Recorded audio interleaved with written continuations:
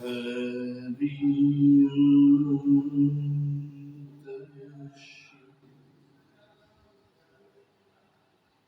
गुरु ब्रह्मा गुरु विष्णु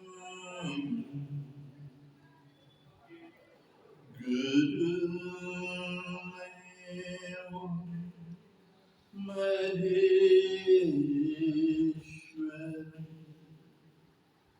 गुरुदेव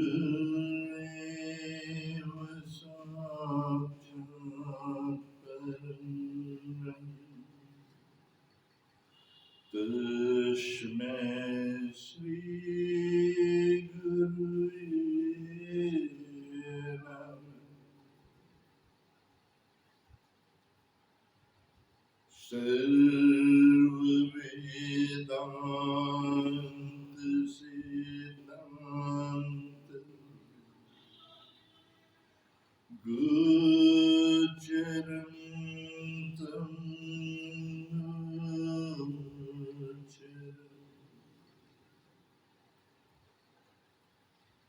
गोविन्दं परमानन्दं सद्गुरुं प्रणतोऽस्म्यहम्।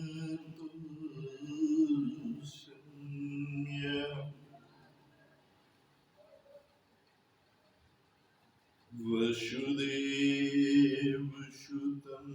देवं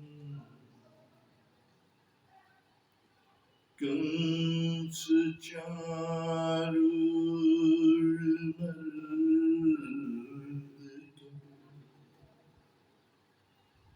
देवकी परमानन्दं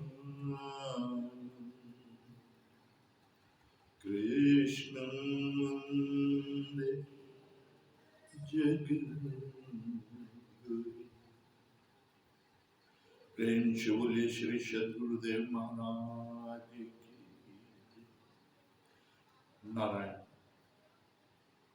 आज की सत्संग सभा में आप समस्त भगवत जनों का हार्दिक स्वागत करते हुए इस सत्संग सभा का हम लोग श्रद्धा भक्ति एवं विश्वास पूर्वक परम कल्याणकारी भक्त वत्सल भूत भावन भोलेनाथ भोले भंडारी औघरदानी देवाधिदेव महादेव के परम सौभाग्य प्रदायी परम पुण्य प्रदायी परम पवित्र स्मरण के साथ करेंगे। आप लोग भी मेरे साथ स्मरण कीजिए। नमः शिवाय नमः शिवाय हर हर महादेव नमः शिवाय नमः शिवाय ओम नमः शिवाय हर हर महादेव नमः शिवाय। सोमेश्वराय शिव सोमेश्वराय हर हर महादेव नमः शिवाय। सोमेश्वराय शिव सोमेश्वराय हर हर महादेव नमः शिवाय। यक्षेश्वराय शिव यक्षेश्वराय हर हर महादेव नमः शिवाय। यक्षेश्वराय शिव यक्षेश्वराय हर हर महादेव नमः शिवाय। गंगाधराय शिव गंगाधराय हर हर महादेव नमः शिवाय। गंगाधराय शिव गंगाधराय हर हर महादेव नमः शिवाय। नागेश्वराय शिव नागेश्वराय हर हर महादेव नमः शिवाय नागेश्वराय शिव नागेश्वराय हर हर महादेव नमः शिवाय रामेश्वराय शिव रामेश्वराय हर हर महादेव नमः शिवाय रामेश्वराय शिव रामेश्वराय हर हर महादेव नमः शिवाय ओम नमः पार्वती पते हर हर महादेव जय जय श्री राधे श्याम। नारायण परम कल्याणकारी, परम सौभाग्य प्रदायी, परम पुण्य श्रावण मास और इस श्रावण मास में नारायण देवाधिदेव महादेव की परम प्रसन्नता, परम कृपा प्रदान करने वाली महादेव के ही ज्योतिर्लिंग, द्वादश ज्योतिर्लिंग की कथा का हम लोग रसपान करेंगे, जिससे महादेव के आशीर्वाद से हमेशा हमेशा परम सौभाग्य प्राप्त रहता है। कोई विघ्न बाधा निकट नहीं आती और तन मन धन से सबल और सशक्त बनाए रखते हुए महादेव हमेशा अच्छे कर्म कराते हैं। तो आइए ऐसी परम कल्याणकारी द्वादश ज्योतिर्लिंग की हम लोग कथा का श्रवण करेंगे। सौराष्ट्रे सोमनाथं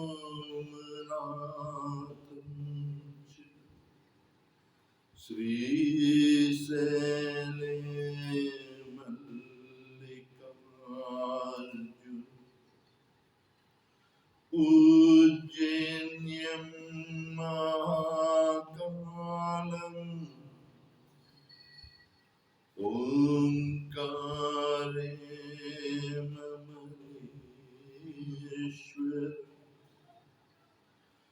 परल्यां वैद्यनाथं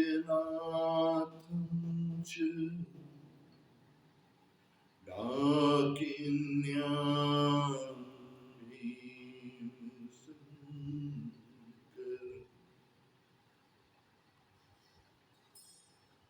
वाराणस्यां तु विश्वेशं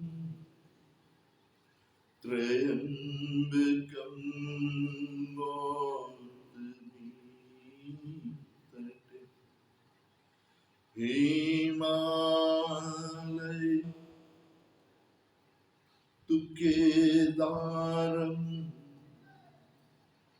ऋष्मेशं च शिवालये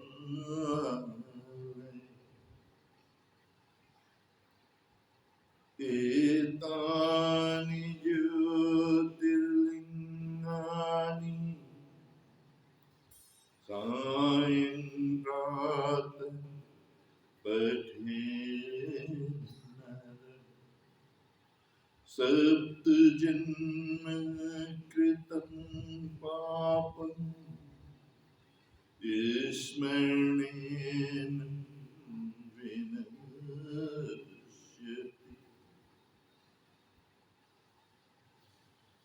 नारायण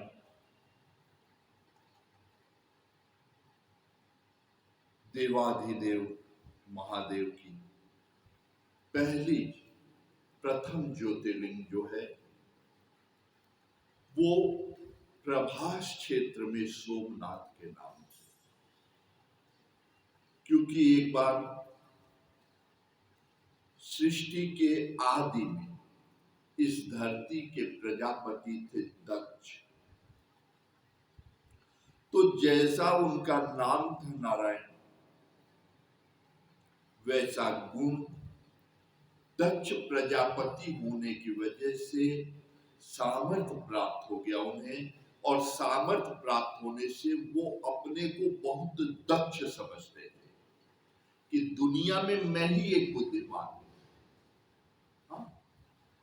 क्योंकि नारायण देखिए, सामर्थ्य हो, ज्ञान हो, लेकिन उसके साथ गंभीरता होनी चाहिए। लेकिन जब जीव अगर अपने आप को ही दक्ष मान ले कि मैं ही हूं, हाँ? अगर मान लीजिए कोई व्यक्ति बुद्धिमान है, लेकिन उसके बाद वो ये सोचता है कि अभी मुझ में मूर्खता है, हाँ? अगर वो अपने को कम समझता है सामर्थ्य से, तो उसका विकास होगा। हाँ? बहुत बुद्धिमान हो, दुनिया में सर्वश्रेष्ठ हो जाए, लेकिन उसके बाद भी अगर उसको ये भान है कि अभी मुझ में कुछ मूर्खता बाकी है, तो नारायण उसका और विकास होगा, बढ़ेगा। लेकिन अगर कोई मूर्ख अपने को बुद्धिमान मान ले, तो उसका कोई इलाज, उसके विकास का ही रास्ता रुक जाता है। यही अहंकार है कि जीव में सामर्थ्य कम हो, लेकिन अपने को समझे जाता,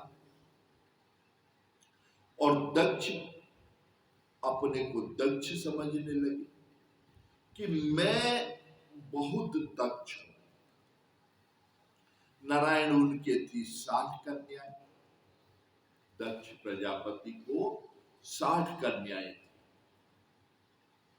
तो उन्होंने क्या किया, अपनी 27 कन्याओं का विवाह एक चंद्रमा के साथ कर दिया।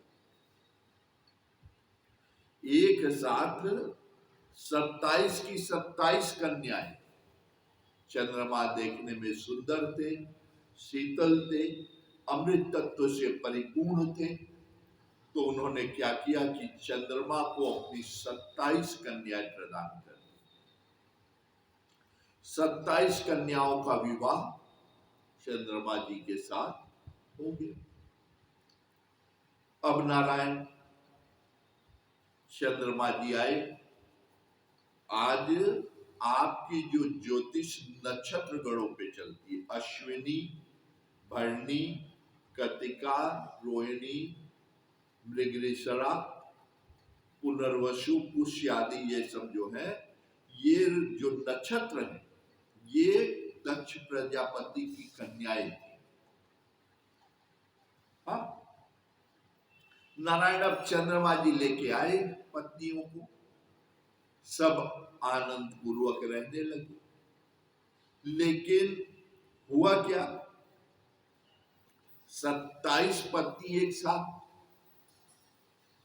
अब नारायण उसमें एक कन्या जो थी रोहिणी, वो कैसी थी, वो चंद्रमा जी का ध्यान रखती, चंद्रमा जी के खुशी, सुख और उनकी सेवा में लगी रहती।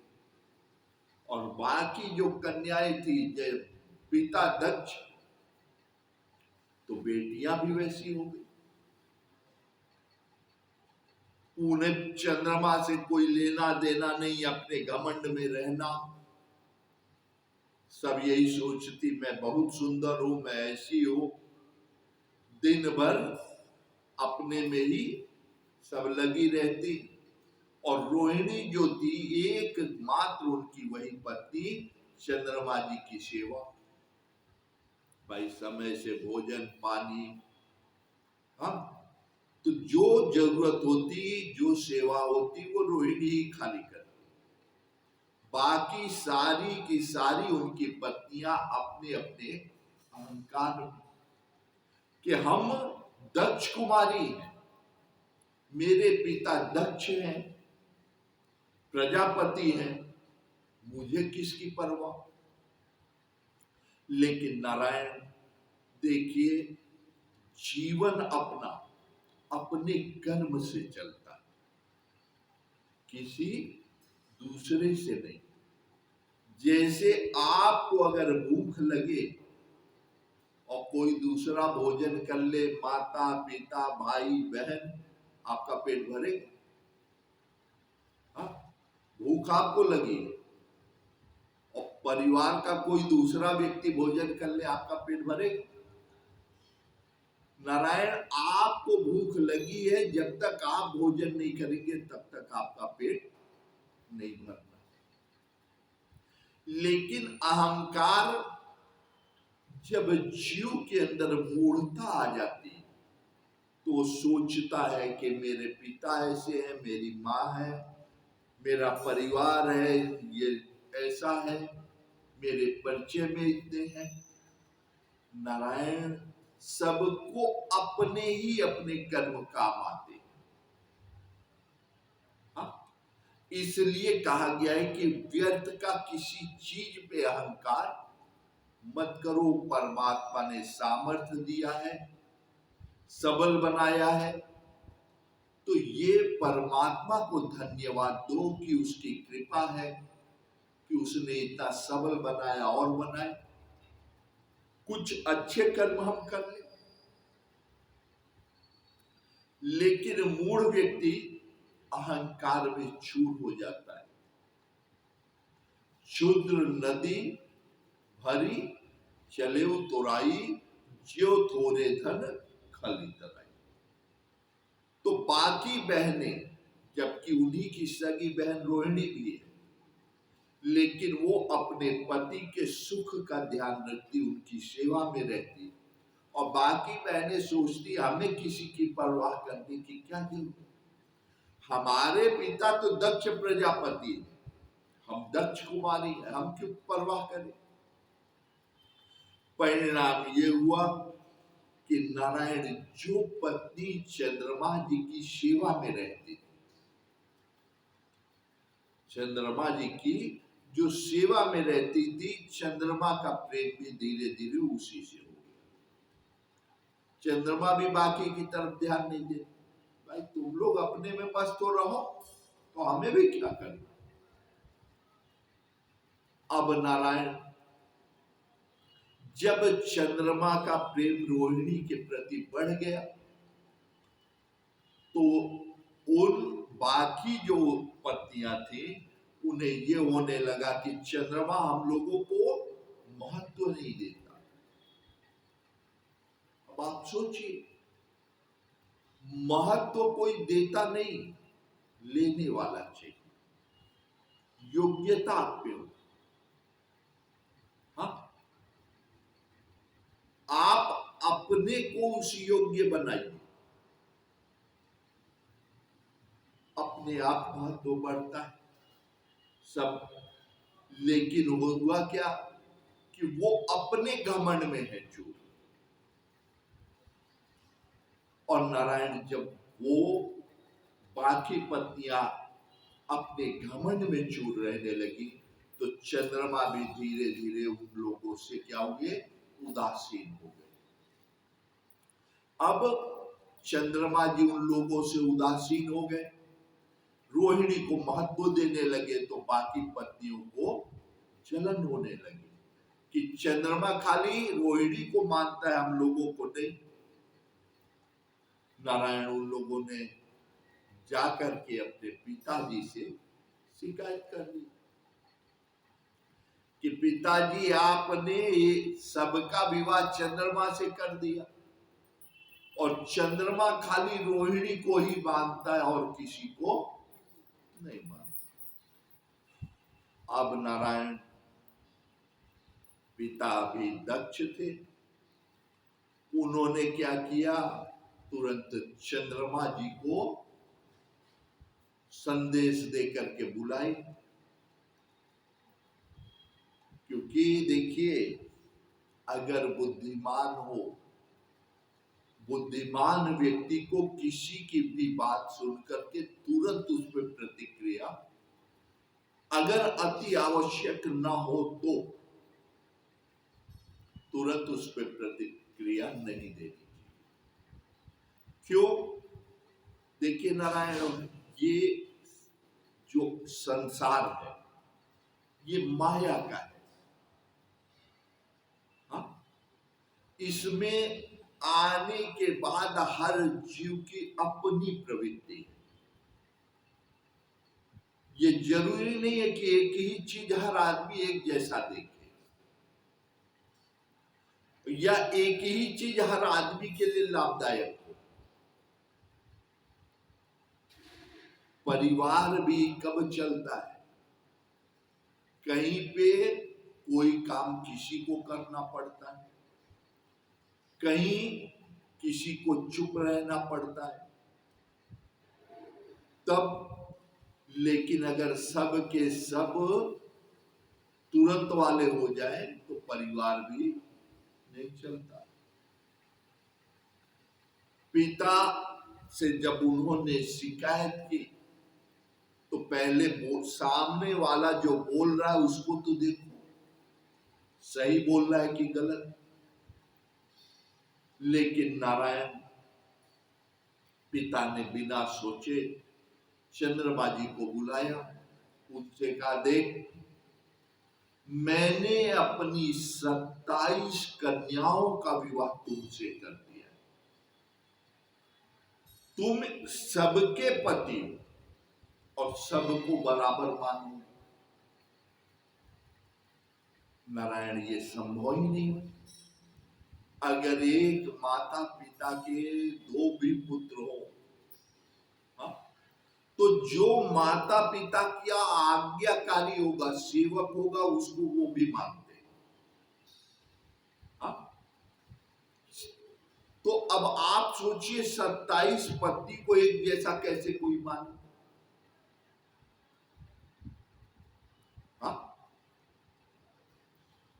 जैसे आप देखिए, एक परिवार है, एक बच्चा उन्होंने पढ़ने के लिए विद्यालय भेज दिया और खूब मेहनत से पढ़े। हाँ, अच्छा नंबर लेकर के आए। देखिए माता पिता उसके लिए कैसे ध्यान रखते हैं।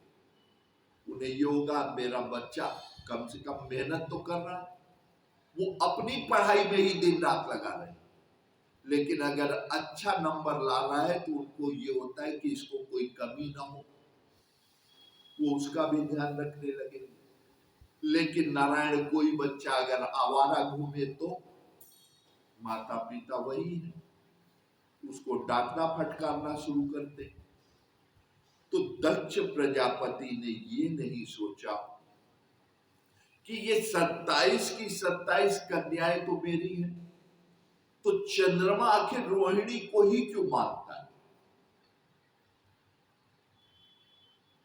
हाँ भाई, रोहिणी भी उन्हीं की बेटी है। एक बेटी को ज्यादा मानता है, बाकी को नहीं मानता है। तो अगर बुद्धि होती नारायण, तो दक्ष प्रजापति का दायित्व था वहां अपनी बाकी कन्याओं को समझाना कि बेटी रोहिणी भी तो तेरी बहन है। आखिर उसको चंद्रमा क्यों मानता है? तो जैसे वो रहती है वैसे तुम लोग भी रहो। हाँ? इसका मतलब कि तुम लोगों में कोई ना कोई अंतर तो है। लेकिन दक्ष प्रजापति नारायण अहंकार में छू, उन्होंने कहा मेरी बेटी गलत है। अब बताइए 27 में आके रोहिणी भी तो है, वो भी उन्हीं की बेटी, तो चंद्रमा उन्हें क्यों मानता है?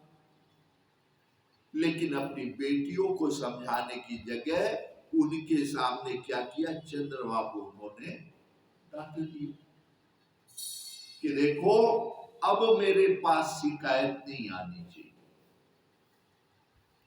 परिणाम नारायण, बाकी जो बेटियां थी पहले ही सिर चढ़ी थी। एक तो करेला और दूसरे चढ़ा दिया वो उन्होंने नीम के पेड़। करेला तो था ही और उन्होंने क्या किया, सिर पे चढ़ा दिया नीम के पेड़ पे करेला। अब बेटियों ने देखा कि मेरे पिताजी ने चंद्रमा को डांट दिया,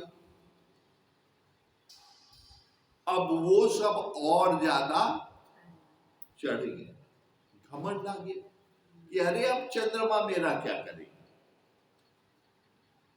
हाँ, और नारायण प्रेम कभी जबरदस्ती प्राप्त नहीं किया जा सकता।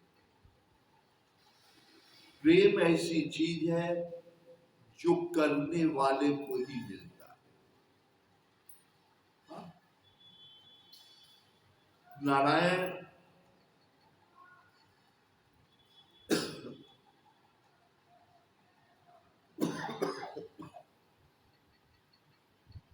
आप देखिए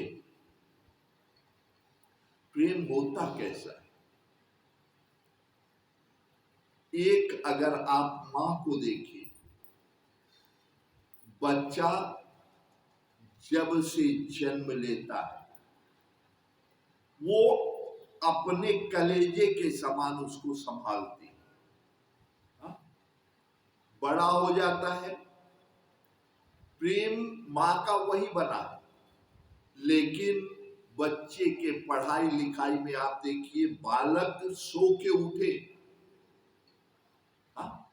लोग कहते हैं कि ये बच्चा बड़ा मेहनत करता है, बहुत दिन रात पढ़ता है, लेकिन वो बच्चा सोता कब है मां को मालूम है, उसको उठना कब है उससे पहले मां जागती है। अगर 6 बजे उसकी परीक्षा है, 5 बजे बच्चे को सो के उठना है, नहा धो के जाना है, तो आप देखिए अगर बच्चे को थोड़ा सा लेट हो जाए तुरंत मां जगा देगी, 5 बज गया सो रहा है। इसका मतलब वो सोया तब भी मां जग रही थी, और जब जग रहा था तब। और अगर उसको नारायण 5 बजे उठ करके नहा धो के जाना है, वो जाने के लिए निकले, भोर में है तो क्या, लेकिन देखिए मां कभी भूखा नहीं भेजेगी, उसका कुछ ना कुछ तैयार हो जाएगा। तो इसका मतलब उससे पहले वो जागी, इतना तपस्या करती है मां, भले किसी का ध्यान रहे न रहे। हाँ? लेकिन अगर उसी बच्चे को कहीं दूर देश में अच्छा उसका भविष्य बन जाए, पढ़ लिख के इस योग्य हो गया कि कहीं दूर देश में अच्छा भविष्य बन रहा है, जाना है, मां अपने आभूषण भी बेच करके उसको भेज देगी। वो ये नहीं सोचेगी कि वहां जाने के बाद ये मुझे पूछेगा कि नहीं पूछेगा, मेरे बच्चे का अगर भविष्य बन रहा है तो बन जाए। हाँ? इसलिए नारायण जब वृद्धावस्था में भी ठोकर लगे तो या तो मां याद आती है या फिर भगवान। हाँ? एक बार की बात है, एक महापुरुष था, नारायण मां ने अच्छे ही संस्कार दिए, बहुत उसको लाड़ प्यार से पाला, पिता नहीं थे, मां ने ही मेहनत मजदूरी कर करके उसको पढ़ाया, सुयोग्य बनाया, अच्छा। लेकिन दैव संयोग जब वो बड़ा हुआ संगत उसकी बिगड़ गई। संगत में क्या हुआ, अच्छे कुल का बालक था, लेकिन जब संग बिगड़ी, धीरे धीरे मदिरा पान करना, दुर्गुण सीखते सीखते पहुंच गया वेश्यालय तक। नारायण वो एक वेश्या के ऊपर आसक्त हो गया, तो वेश्या ने उसे समझाया कि देख तुम अच्छे कुल के बालक हो, तुम्हारा यहां आना अच्छा नहीं।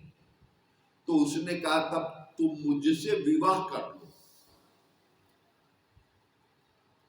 वेश्या ने कहा कि अगर तू मुझसे विवाह करेगा तो समाज तुझे स्वीकार नहीं करेगा, लेकिन वो उसके पीछे इतना ललायत कि कुछ भी सुनने के लिए राजी नहीं। तो उस वेश्या ने कहा मैं तुझसे एक ही शर्त पे विवाह करूंगी। क्या? कहे तू अपनी मां का कलेजा लेके आ तो मैं तुझसे विवाह करूं। वो इतना पागल कि भाग करके गया और अपनी मां से कहा, मां मेरा विवाह तेरी वजह से नहीं हो पा रहा। कहे बेटा लड़की क्या बहुत अच्छी है, लेकिन तेरी वजह से मेरा विवाह नहीं हो रहा। मां ने कहा कि क्यों? कहे वो लड़की कह रही है कि अपने मां का कलेजा लेके आओ तब मैं विवाह करूंगी। नारायण, मां ने अपना कलेजा अपने हाथ से निकाल के दे दिया कि अगर तेरा विवाह हो रहा है, तेरा जीवन सुखी हो रहा है तो ये ले ले। उसे अपने मां के जीवन और मृत्यु की परवाह नहीं, कलेजा जैसे ही उसके हाथ में आया वो लेके भागा। रास्ते में इतनी तेज भागा कि रास्ते में उसको ठोकर लगी और गिर गया। हाथ से कलेजा छूट करके दूर गिरा। तब भी उस कलेजे से आवाज आती है कि बेटा तुझे चोट तो नहीं लगी। मां के हृदय से तब भी आवाज आ रही है कि बेटा तुझे चोट तो नहीं लगी। फिर भी उसकी बुद्धि नहीं खुली, फिर उठा, फिर लेके भागा और भाग के जैसे ही उस वेश्या के पास गया, उसके सामने रखा, उसने कहा ये क्या? क्या मां का कलेजा है? क्या मूर्ख, जब तू अपनी मां का नहीं हुआ तो किसी और का क्या होगा? कौन इतना मूर्ख है जो तेरे जैसे नीच से विवाह करे?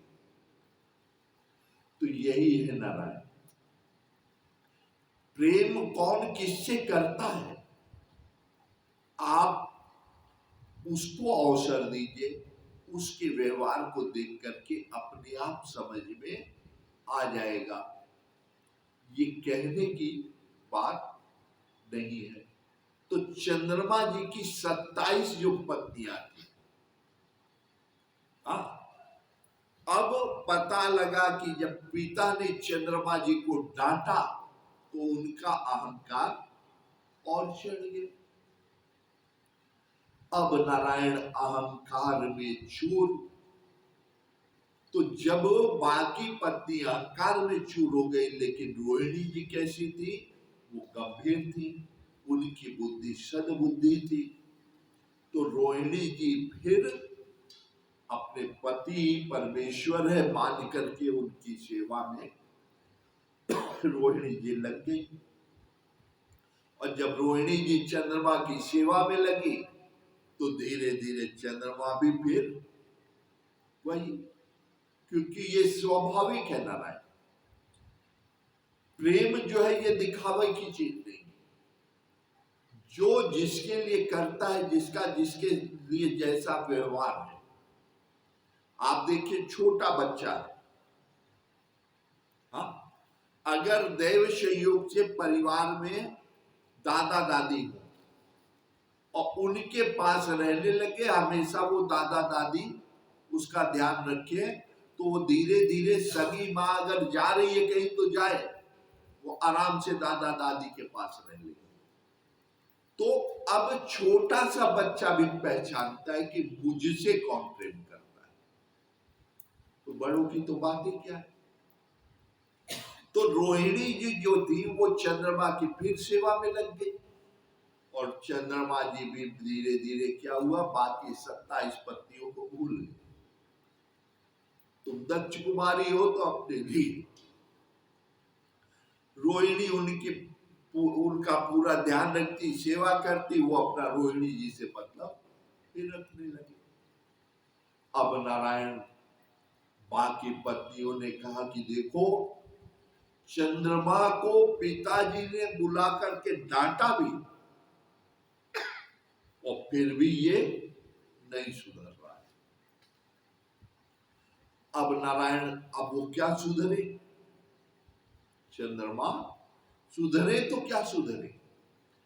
अब नारायण हुआ क्या कि फिर वैसे हुए तो बाकी पत्नियां फिर अपना पहुंच गई पिता के यहाँ।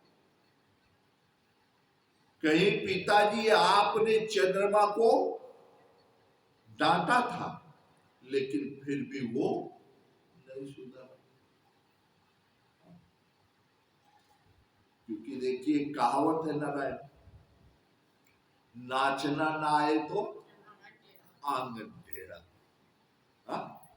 अपने व्यवहार को अगर आदमी सुधारे तो ठीक है, लेकिन खुद सुधरने के लिए तैयार नहीं, वो हमेशा दूसरों को ही। अब नारायण दक्ष ने देखा कि उनकी बेटियों ने कहा कि आपके डांटने के बाद नहीं सुधरा। दक्ष महा अहंकारी, उन्होंने चंद्रमा को श्राप दे दिया कि देखिए, चंद्रमा उनके जमाता है और उन्होंने ही 27 कन्याओं का विवाह चंद्रमा से किया। कम से कम एक बेटी रोहिणी का जीवन तो अच्छे से चल रहा था, लेकिन दक्ष ने बिना सोचे समझे चंद्रमा को श्राप दे दिया कि जा चंद्रमा तुझे क्षय हो जाए। दक्ष के श्राप से चंद्र नारायण, क्योंकि पहले जो था नारायण, जैसे सूर्य नारायण पूरा दिन भर रहते और सूर्य अस्त होते थे तो तुरंत चंद्रमा उदय हो जाते, पूरे महीने भर एक ही जैसा रहता था। अब दक्ष ने श्राप दे दिया चंद्रमा को तुझे क्षय हो जाए, और दक्ष के श्राप से चंद्रमा तुरंत आकाश से गिर गए, उनको क्षय हो गया। अब नारायण दक्ष का श्राप, दक्ष पूरी धरती के प्रजापति, उनके डर के मारे कोई चंद्रमा को आश्रय देने के लिए तैयार थे कि अगर दक्ष इनसे नाराज है और कोई आश्रय दे तो उस पे भी नाराज हो जाए। बेचारे चंद्र क्षय रोग से ग्रसित होकर के धरती पे घूमने लगे, लेकिन कोई, क्योंकि नारायण देखिए यही है, जब अच्छे दिन आए तो संभल के रहिए, जो अच्छे समय में संभल के रहता है उसके बुरे दिन नहीं आते। हाँ, और जो अच्छे में नहीं संभला, जिसने अच्छे में घमंड दिखा दिया, तो फिर बुरे में कोई साथ नहीं देता। और अगर अच्छे में संभल के आप हैं तो कभी बुरा आएगा ही नहीं। अब देखिए, चंद्रमा वही है जिनका दर्शन करने के लिए दुनिया ललायित रहती, लेकिन दक्ष प्रजापति के श्राप से उन्हें जब क्षय रोग हो गया तो फिर कोई उनको साथ देने वाला नहीं मिला। धरती पे वो घूमने लगे, भटकने लगे, तो नारायण संतों से उन्हें मार्गदर्शन मिला कि अब चंद्रमा खाली इस धरती पे एक ही रास्ता तुम्हारे लिए है, वो है देवाधिदेव महादेव की पूजा। तो चंद्र नारायण चले गए प्रभास क्षेत्र। प्रभास क्षेत्र में जाकर के चंद्रमा ने क्या किया? क्योंकि चंद्र नारायण को ये ज्ञात हुआ सबसे दयालु करुणालय वर्णालय कृपा के सागर कौन है? महादेव। उन्हीं के पार्थिव पूजन से विष्णु भगवान सत्यनारायण के रूप में पूजनीय। माता लक्ष्मी ने पार्थिव पूजन किया, वो पूरे संसार के सिर चढ़ी है। तो चंद्रमा तुम भी एक काम करो, उसी महादेव की शरण तुम भी ग्रहण करो। तब चंद्रमा जाकर के प्रभास क्षेत्र में बालू की पार्थिव शिवलिंग बनाते और शिवलिंग बना करके उन्होंने महामृत्युंजय मंत्र ओम त्र्यंबकं यजामहे सुगंधिं पुष्टिवर्धनम् उर्वारुकमिव बन्धनम् मृत्युर्मुक्षीयमामृता। इसी मंत्र के द्वारा देवादिदेव महादेव की आराधना शुरू की। महादेव तो महादेव, भूत भावन भोलेनाथ, क्योंकि नारायण वृद्धि या चरण किसका होता है? पंच महाभूतों का। हाँ, हम लोग भूत भावन भोलेनाथ बोलते हैं तो कुछ लोगों के बुद्धि में आता है प्रेत आत्मा। शिव जी का प्रेतों से लेना देना नहीं, उनका लेना देना किससे है? पंच महाभूत, जिससे ये संसार बना है। भूत कितने हैं संसार में? खाली 5, आकाश, वायु, अग्नि, जल और पृथ्वी। ये 5 भूत हैं और ये पांचों एकमात्र देवाधिदेव महादेव के अधीन है। वो जैसा चाहते वैसा ही ये करने के लिए मजबूर है। तो इसलिए उन्हें कहा जाता है भूत भावन भोलेनाथ। हाँ? तो जब चंद्रमा जी उपासना करने लगे देवाधिदेव महादेव महामृत्युंजय महादेव की महामृत्युंजय मंत्र से, तो नारायण देवाधिदेव महादेव प्रसन्न हुए। प्रसन्न होने के बाद जब प्रकट हुए, प्रेम से बोले सोमनाथ महादेव। तो देवाधिदेव महादेव का दर्शन करके चंद्रमा रोने लगे कि प्रभु ये जीवन अब नष्ट होने वाला है और इसीलिए मैंने आपकी ये उपासना की है, मेरी रक्षा कीजिए। नारायण देवाधिदेव महादेव ने चंद्रमा से कहा कि अब तुम्हें चिंता करने की कोई जरूरत नहीं है। क्यों? क्योंकि ये जो दक्ष का श्राप है ये पूर्ण रूप से निष्प्रभावी तो होगा नहीं। हाँ? लेकिन मैं ऐसा करता हूं, दक्ष ने तुम्हें पूर्ण रूप से नष्ट होने के लिए श्राप दे दिया और उस मूर्ख को ये ज्ञात नहीं कि आखिर उसकी एक बेटी का जीवन तो सुखी था और चंद्रमा अगर नष्ट हो जाएगा तो उसे भी कष्ट हो जाएगा। तो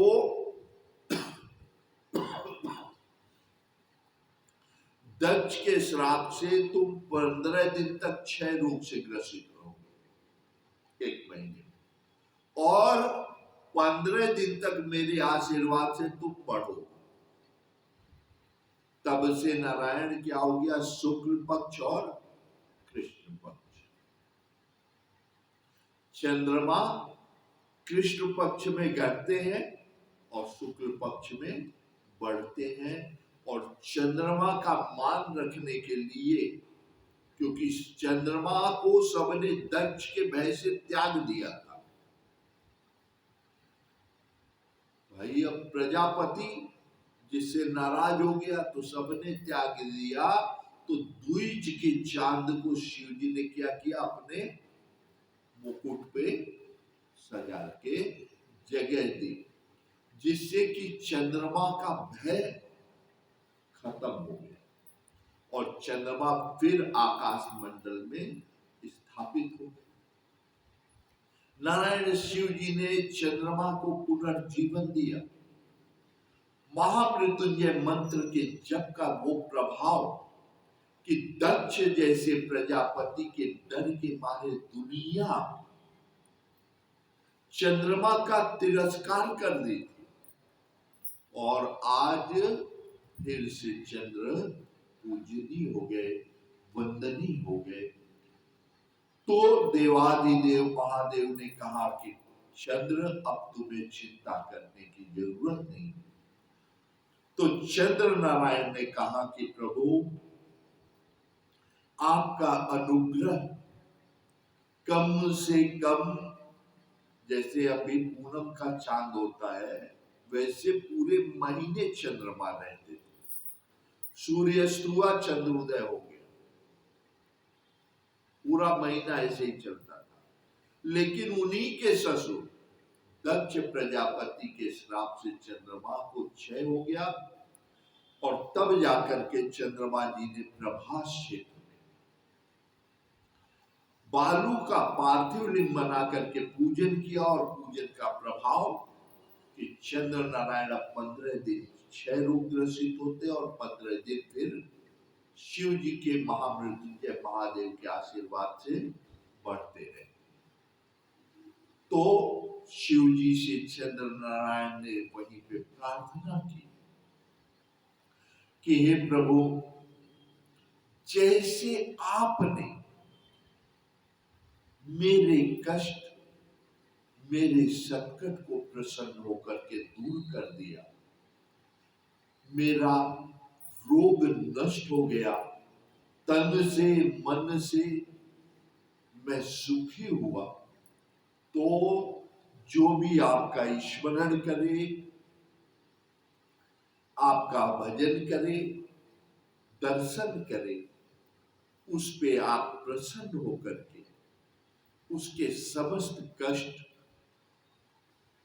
और रोगों का नाश करके उसे भी सुख प्रदान करें। चंद्रमा की प्रार्थना पे शिव जी और प्रसन्न हुए। तो चंद्र नारायण ने कहा कि आज के बाद आप यहां, क्योंकि नारायण तब तक धरती पे कोई शिव जी का स्थान नहीं था, पूजा करें तो कहां करने जाए। समस्या ये है, कल्याण तो चाहिए लेकिन वो स्थान कहाँ है, हम जाए कहां, ये जीव को यहां समझ में नहीं आता था। तो चंद्र नारायण ने प्रार्थना की कि प्रभु, आज के बाद आप यहीं पे ज्योति के रूप में, ज्योतिर्लिंग के रूप में स्थापित होकर के सबको दर्शन दें, और आपका जो भी स्मरण, जो भी पूजन, दर्शन करें, उनके समस्त कष्टों का, रोगों का, दुख का नाश करके उन्हें सुख, शांति, वैभव प्रदान करें। जैसे आपने चंद्रमा का रोग कष्ट दूर किया और चंद्र को वैभव दिया, ऐसी ही कृपा आपकी बनी रहे। इस प्रार्थना के साथ जब चंद्र नारायण देवादिदेव महादेव के चरणों में प्रणाम करते हैं, तो शिव जी प्रसन्न होकर चंद्रमा को वरदान देते हैं कि आज के बाद दुनिया चंद्र का को सोम कहते। क्यों? क्योंकि चंद्र नारायण जो है वो अमृत देते हैं, आप देखिए सूर्य है, भगवान है, लेकिन गर्मी में किसी की हिम्मत होती है सूर्य के सामने जाए? नहीं हो। और जाड़ आ जाए तो बिना सूर्य के रहा नहीं जाता। लेकिन चंद्रमा ऐसे है, वो 12 महीना 30 दिन एक समान, हमेशा शीतलता और हमेशा वो अमृत प्रदान करते हैं।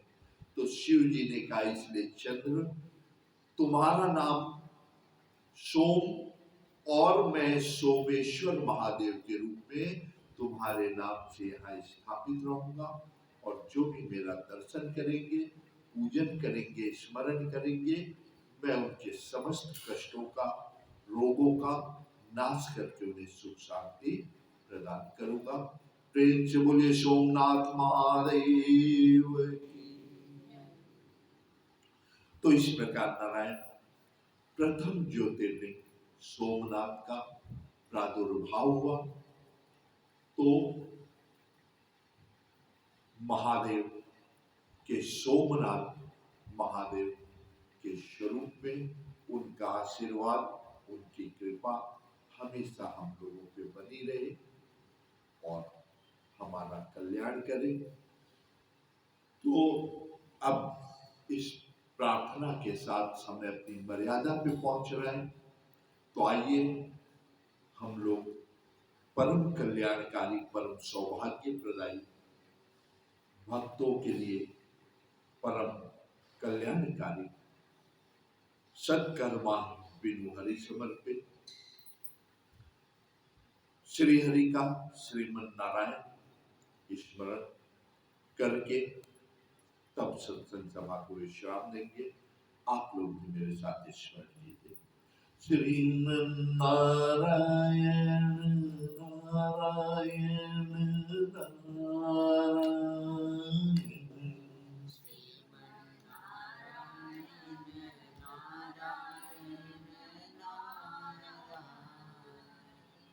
भजन नारायण नारायण नारायण,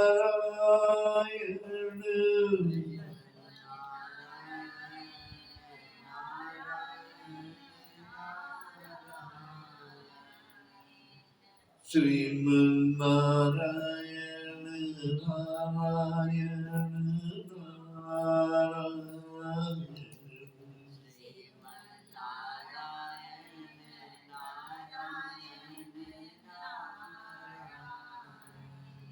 लक्ष्मी नारायण नारायण नारायण,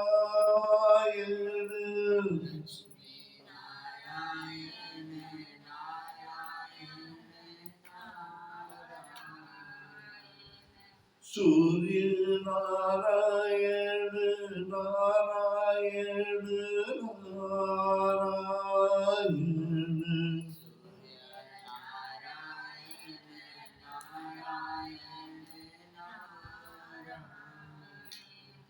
चंद्र नारायण नारायण नारायण,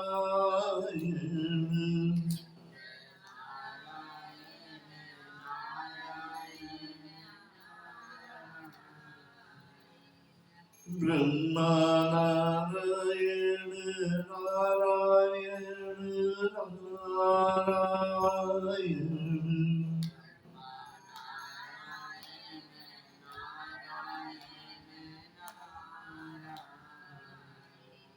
विष्णु नारायण नारायण नारायण,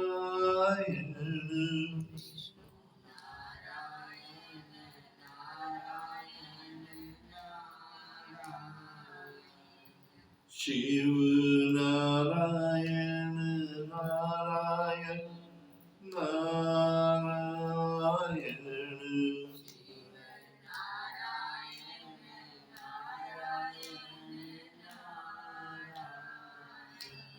भजन Narayan Narayan Narayan,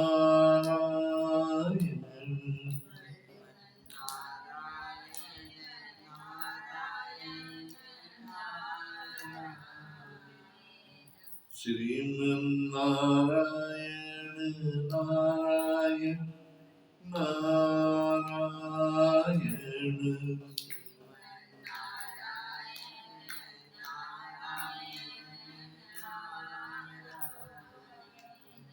Om Purnamah Purnamidam Purnat Purnamudachyate Purnasya Purnamada Purnameva Vashishyate Om Shanti Shanti Om Namah